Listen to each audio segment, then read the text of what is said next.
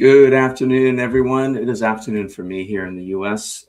Today, we are joined by Ryan Behrman, founder of StrongSuits and a principal at TouchThink based just outside of London. Ryan brings a rare combination of systemic thinking and team development to his work with deep roots in Agile coaching and a background that spans finance, telco, and central government transformations to startup product building. 1 second, let me get that. Okay. StrongSuits is his flagship tool, a card-based team development system that turns personality assessments into a live social experience where your teammates tell you in real time rather than a report generated behind a screen. Ryan is here today to challenge how we think about team dynamics, cognitive diversity, and what it actually means to play to your strengths, especially when your greatest strength is the thing most likely to get you into trouble. So without further ado, let me bring Ryan on stage. How you doing, Ryan? Nice to have you on. Hi, Kumar. Great to have you. It's great to be here. Thanks for having me. Of course. So, and in the intro, I mentioned this the tool that starts with a survey and ends with a report, and most companies do that. I mean, I do that myself. With a lot of my clients, is sort of have them take a survey and then dive into the report and what it means. With StrongSuits, you went in a completely different direction, making it a card game that people play together. What was the insight that led you to this way of assessing team dynamics? Great question. And firstly, everything was right in the intro, except that I'm not actually the founder. Oh, that's right. That was Dave Corbett. And what attracted me to, I am now the owner and CEO, because Dave's since retired. And what attracted me to StrongSuits in the first instance, I mean, there's a whole long origin story to it, but the long and short of it is that I was involved in the world of serious games, Lego Serious Play, Management 3.0, Lean Change, really learning by doing and interacting, and also how much easier it is to speak to a card or a game rather than kind of call someone into an office to sort of say, well, I need to give you some feedback. If it's done in a kind of a safe way, with good intros, and then in a playful way, but also an open and honest way, then my experience was always that people do open up and they talk about the things that really matter. So that's the one thing. And then the other thing is that StrongSuits is, we said it's a meta model of human interaction as applied to teams in the workplace. So it has many layers. So on the one hand, it looks at strengths. So each card has a strength in it, and then also at communication styles, because groups of strengths relate through other models to communication styles. And then if you turn the card around, it's got overplayed strengths, and then each card also has an opposite strength. So hence a meta model, as in it draws on many different models. When you put them all together, you could say that it's akin to a personality model or a meta model of personality. So in that sense, it could be likened to a personality assessment. If you put all the games and tools together, you get quite a good composite view of one's personality. The difference there being, as you said, is that you're not doing it by sitting in front of a computer on your own and then answering a bunch of questions, and then it tells you this is who you are. You're playing all of these games. You can do them on your own as well, and then there's ways that you can then debrief it with a one-to-one personal coach, for example. However, the greatest benefit and value comes in the team playing these games together and giving each other real-time feedback. So instead of doing a personality assessment and then everyone does their own, and then you do the same assessment for other people, which is all kind of asynchronous and usually takes a lot of time, and then you also forget to do it, so you only get half of the team doing it for each other. Instead of doing that, you're doing it in real time, face to face with the person who's actually giving you real, direct, open and honest feedback, but also that chance to kind of correct itself through the composite view of all your teammates giving you feedback in real time as well, rather than it all being kind of asynchronous and then giving you a map which you then have to interpret. It gives you that chance to then come back and say, could you please clarify what it is that you were saying when you said that? Because you're in real time with a team and it's in a playful way. Interesting. And some time ago, I worked in a company where I tried something that was, I think, for the company anyway, quite revolutionary. I called it speed feedback dating or something, speed dating feedback. And basically it was a speed dating format where the team would sort of pair off for 5 minutes, 2.5 minutes for each person to give other feedback about what they thought their strengths were. And then the other person would give feedback to the person that just gave them feedback. And this would they would rotate through, so everyone got a chance to give everyone feedback. This sounds similar to some extent, but also different. In that it's the whole team sort of providing feedback and revealing their strengths and weaknesses and things like that. Would you agree? Yeah, absolutely. And I mean, that's even one of the games that we play. So because it's a set of cards, you could use it for any purpose. I remember when I was doing my coaching training, we did an exercise. We all sat in a circle and everyone had to say what they appreciate, like, or admire about everyone else in the circle. So again, there's different formats for that. You could also do it where you'll just walk around a room and you'll just hand out cards and say, I see this strength in you.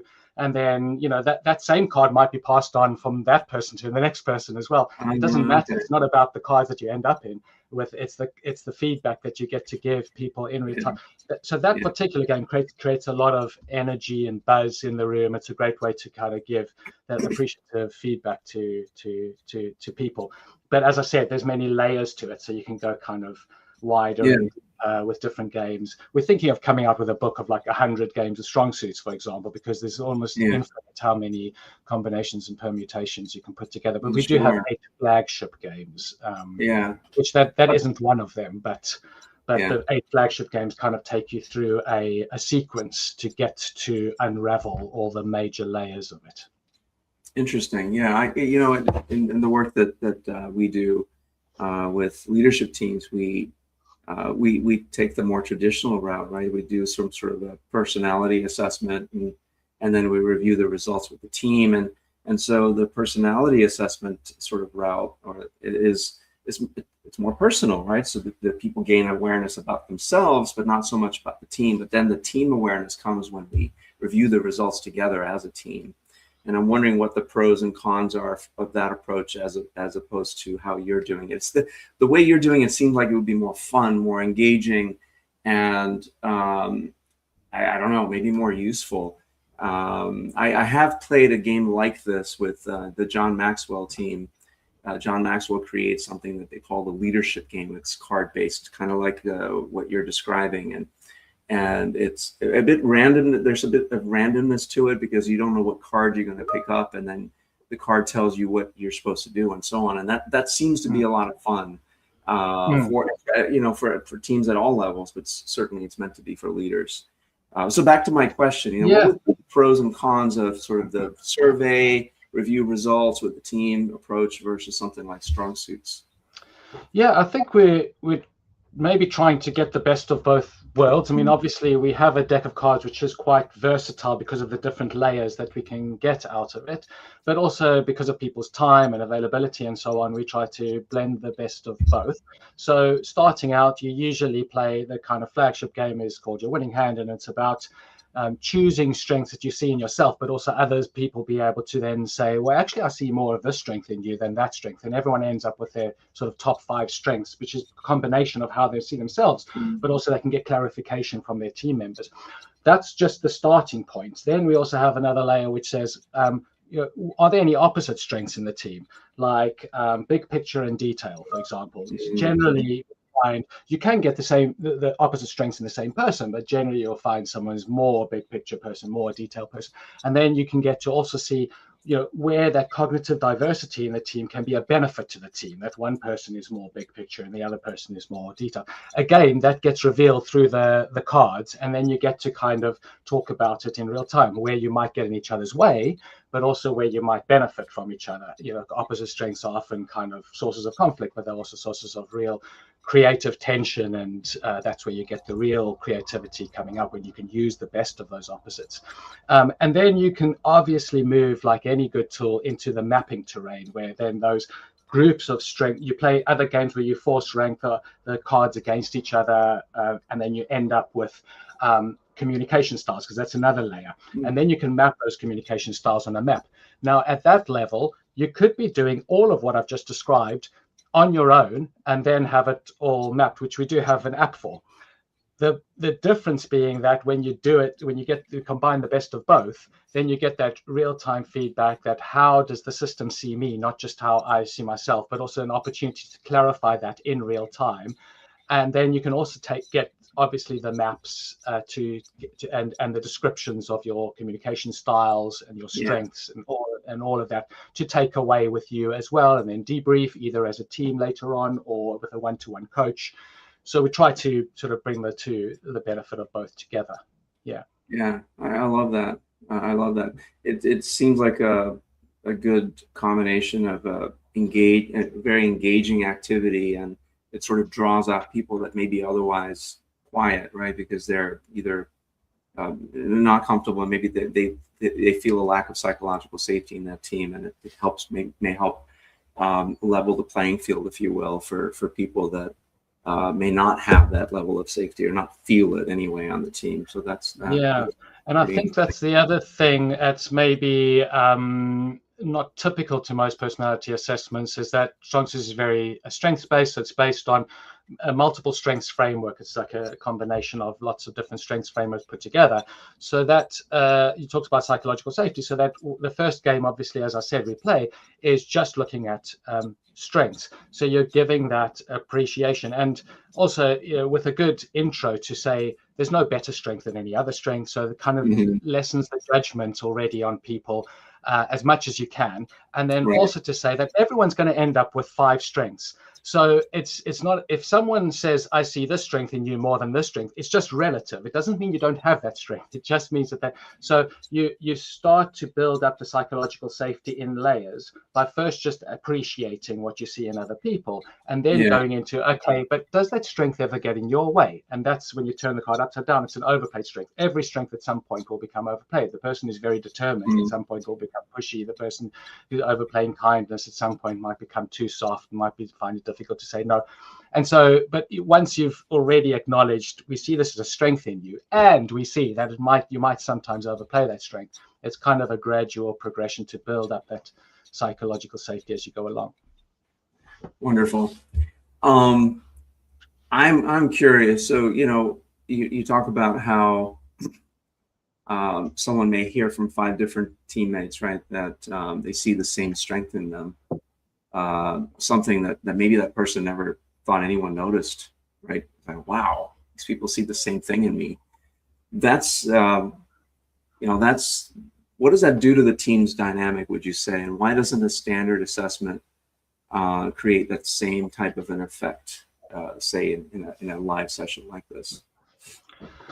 I think people like to be valued, they like to be appreciated, and if it can be done face to face or face to interface online, as long as you can actually see that person and hear that person's voice speaking to you, it generally, I'm sure you're aware of it from your own experience, Kumar, it's a really nice feeling, and it means more than if you just see it. I mean, of course, if you see it aggregated through a tool as well, and you see everyone giving you that feedback, that's great, but you don't tend to cry when you see that on an email, but when you get it from like 4 teammates who all reinforce it, then the tears are more likely to start coming down your face. So I think there's that element. I suppose that something like Agility Insights, there's some 360 assessments there that that I've used anyway, and you can kind of see the clustering of where people see your strengths and your relative weaknesses, and I suppose that gives you that sense that, oh wow, people notice, and people think I mean, a lot of times when I've done those assessments, I typically rate myself lower than others may rate me in that same area, and so I feel good about that. But I think it takes on a different significance when it's live in person, or at least as much in person as we can be these days, right? With being remote and distributed as we are. So I certainly can see that. I want to shift a little bit. So you made a bold call this year, right? Shut down Systemic Agility, your YouTube channel, your meetup group, just to focus on StrongSuits. That's a big bet. What does that feel like? That kind of disruption feel like for you? And how will you know it's the right move? Okay, yeah, I might. The future will tell. But I guess firstly, like I'm in a pretty much full-time gig, so that makes a big difference. So before that, I was running Systemic Agility as a training and coaching business. And then, as you know, we've talked about this, Kumar, with kind of the whole Agile landscape taking a big dive. That wasn't sustainable as a main business anymore. At the same time, I inherited StrongSuits from Dave retiring, unbeknown to me that he was going to retire so quickly, and it was going to fall in my lap. So I was very grateful for it. But the timing was such that, the one thing was going down. I then got a full-time gig. And it's just, I was running together with Systemic Agility, as you said, a meetup group. I was running a YouTube channel and so on. And it's just a question of focus. People say, just burn your bridges, burn your boats, whatever expression you want to use, but go all in. So you're talking about the kind of internal move. It was a difficult one because when you've built something up and it's quite successful, and then markets shift, it's tough to kind of let things go. But at some point, it just kind of dropped, and I went, the only way I'm going to go all in on StrongSuits is if I let everything else go. Obviously, I've still got my consulting gig, but everything else goes into StrongSuits. So it's really a question of focus. I agree, and I debate that because I'm relatively unfocused. I would say I have a lot of interests that occupy my time, and most of my time goes into my main client, if you will, employer. But then I love what I do here, this channel, interviewing folks like yourself, learning about the things that people do to reinvent themselves, disrupt themselves. And this, StrongSuits seems like a really powerful tool. I'd love to learn more about it. So going back to that, right? So in our prior conversation, we talked about you were thinking about training an AI agent to run the single player version of StrongSuits as sort of a coaching tool. Where would you say the AI version would fall short, and where might it be better than a human? It's and there's something I'm learning and discovering for myself. So we built a single player app, and the testing rounds, it's now just been released, but the testing rounds I was meeting people one-to-one, and through learning that actually they and the initial idea of meeting them one-to-one was to see how they used and interacted with the app. But what it turned out to be was that as they were going through, they would kind of ask me some questions. It turned out to be a coaching conversation. Normally how it would have been was they would go through it all self-paced, and then at the end have the debrief and the coaching conversation. But it turned out that people would sort of ask it. So that's what got me thinking about, well, I don't need to be there for the first year, for the whole assessment itself, but there was still value in it, they found, because of the certain prompts that I was asking. And it would be like if I saw them sort of slowing down and deliberating over two cards, then normally, and we do the same in a workshop as well, is you don't give everyone all of the instructions up front. You kind of wait a a little bit, and then because it overwhelms them. And then you see as they start to play the game, you give a few little pointers as they go along. For example, oh, I see you're deliberating between these two cards as to which is more of a strength than the other. Have you thought of turning the card upside down and looking at the overplayed? Because if it's a strength, at some point it will be overplayed, and then that might give you more of an insight. So I would find that they would still generally be a few minutes in that I would give them that piece of information, and so on and so forth. There'd be many points. So I thought, well, that part could be automated to a degree, and then I wouldn't have to sit there for 45 minutes for every person in the world to do the assessment. So that's what's really got me thinking about it. I know the coaching world is using AI more and more, and I haven't really gone much into that, but I thought for the stuff that kind of, I know that it's going to be like a few minutes in, I know that if there isn't much activity going on the screen, that's the time to give the next point of information through to the person. So some of those bits can be automated based on where the person is, what kind of interaction they're making at the time. I don't know what you think. I think you're a bit more steeped in it than I am.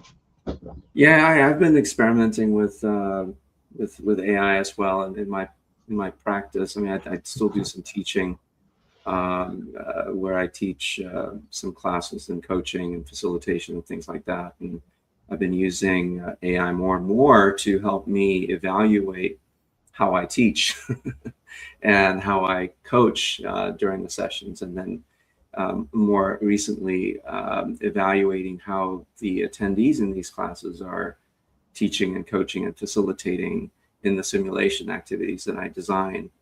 And that's been very useful. And I've just recently made all that available in a platform, if you will, so they can actually get feedback on their coaching and their teaching and their facilitation activities that they want to do, and get some guidance that is based on the things that I've developed. And so it's useful, but like anything, you have to take it with a grain of salt. The AI only knows what it knows, and which can be a lot, but it can also create some things that are just not going to work, and so be careful in how you use it. Yeah. So you've had quite the career working across all of these different industries, right? Sectors that where you're never really dealing with one organization. You're dealing with overlapping systems of people and process and technology. I'm sort of pivoting away from StrongSuits, but kind of not maybe not really. What does systems thinking tell you about what typically goes wrong when large organizations try to rationalize separate entrenched systems into one? Yeah. I mean, a lot of my work has been in kind of large government programs and banking and telco. So they are quite kind of often multi-organizational, multi-stakeholder, multi-everything, and I think you're right in the intuition that it does dovetail with StrongSuits, because I think it ultimately comes down to communication being there. I mean, it's kind of amazing that anything actually does get done, and it always does, but without actually really looking at how communication works, alignment, coordination, synchronization within teams, across departments, across companies, between one-to-one, between individuals. A lot of these, and you mentioned technology. I mean, a lot of these technology organizations and large conglomerate projects and programs are thrown together, and just kind of amazingly, just sort of contracts are signed, and it's like, okay, all systems go. So I think StrongSuits is one level of that, where it can help people to understand their natural style of communication, how they communicate together. So it works well in one-to-one, it works well in individual teams. and for interpersonal challenges and conflicts. Often the challenges that we have in a team or in any system is because of one or two individuals that we just keep bumping up again. And so it can highlight that. So, what styles of communication do you find most challenging? Where are those opposites getting in the way, and so on and so forth, overplayeds and so on. So that's one level. And then the other work that I do, as you know, through the Agile world is often about combining lines of communication, flow of communication, the right people having the right meetings in the right way at the right time. So that's another kind of layer to it. I wouldn't say StrongSuits would solve all of that. No ways. That's more about the intersubjective space is what StrongSuit deals with very well. Then the rest needs good methods and processes and tools. Yeah, I recently published an article about the flow of information in an organization, and sort of that being the if you can figure out where the flow is constrained, then and unblock it in some way, that can be a huge source of freeing up the energy, the latent energy that your company, your organization has, your department, whatever it might be. Right, and it seems like this StrongSuits could be a way to uncover that, where that flow of information is blocked, in a way that's more engaging, right? Because you're really getting that information from the people that are on the front lines doing the work. Which leads me to the next question. And so, leaders, they're probably using tools like this, maybe not StrongSuits, but certainly the more survey-based tools, because they're trying to understand the why, right? Why are things not working a certain way? What do you think leaders should be asking? Maybe they're not asking yet about why information isn't flowing, or why communication isn't as good as it could be. Why there's still only 32% of people are engaged in their work. The statistic that you see a lot, right? That engagement rates are pretty low. What should leaders be asking to help improve on those numbers?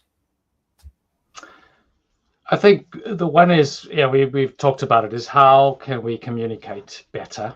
So I'd love to read your article. I think this is it. It's where the communication is not flowing, and then how can we build that self-awareness for interpersonal communication?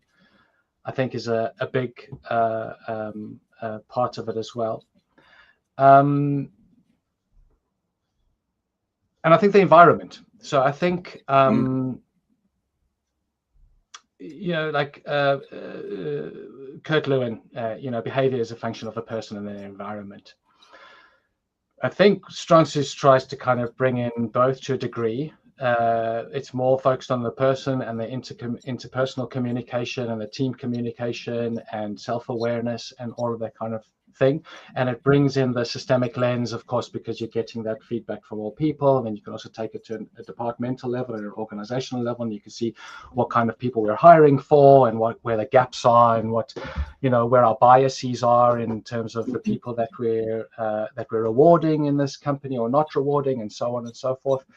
But it goes much wider than that. I mentioned other sort of systems and tools that I've used in the past, like Management 3.0, Lean Change, etc. They're always looking at the system. Like, how can we make the system, the environment, the conditions in which people work better? And that's not just about being nice to people and kind of giving them the perks and that sort of thing. But actually, I think we've talked about it to a degree already, is how do we not get in people's way?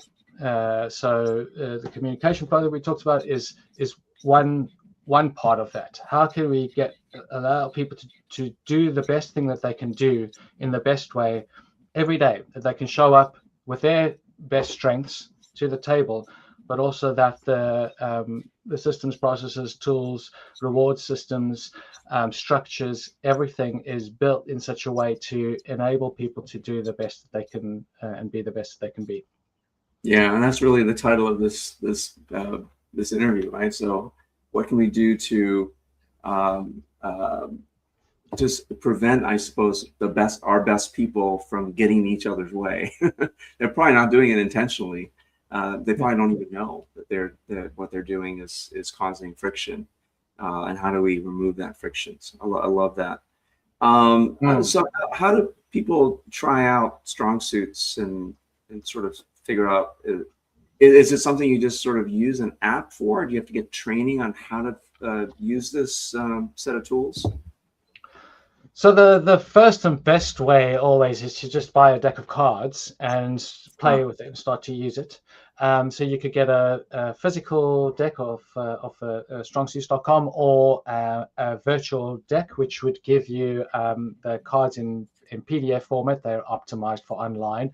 And then there's a Miro board. If people use the Miro tool, you would get that as part of that. You can just import it into the Miro tool, and then you can play that game out the box. There's a mural version coming up as well, which is also that.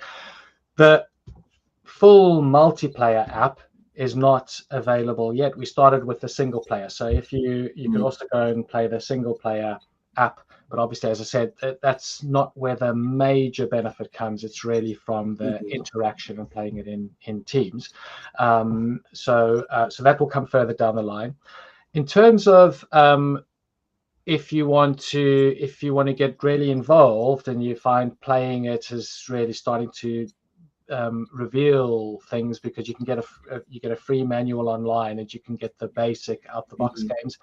But if you see that you want to take it further, like for example into the area of personality styles, communication styles, conflict, and so on, then we have certified facilitated training. You can do that in person and online. It's 2 days in person or spread over time online.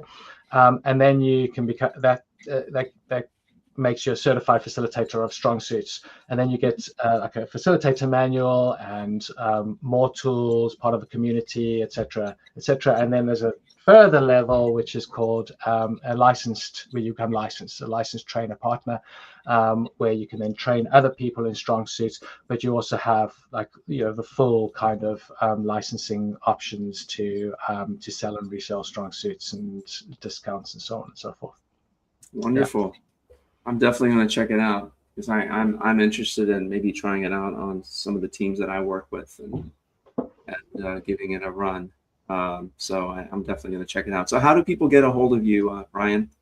Is LinkedIn the best place, or? Yeah, LinkedIn. Yeah, and off StrongSuits.com, you can get a hold of me or any other licensed, what's currently called a licensed trainer, but we'll rename them to licensed partners. You can find all of us on the StrongSuits website as well. Me personally, LinkedIn is the best place. Yeah. All right. Anything I haven't asked you that you'd like to share with the audience? No, I think it's been a great conversation. I mean, I could always go on, but there's nothing I can think of that specifically, I'd like to have addressed or touched on. So yeah. Okay. Well, I really appreciate you coming on the show, and for those of you still here, check out StrongSuits.com. It seems like a really valuable tool to help have a team sort of assess themselves and improve their communication. And for me, teams are sort of the lifeblood of an organization. And if the team can improve how they communicate with one another, how they build and share value with the rest of the organization, that can only be a good thing. I'm personally looking forward to trying it out. So I hope you are too. Thanks again for joining, and we will see you all on our next show. Thanks, Ryan. Thanks, Kumar. Thanks, everyone. Bye all.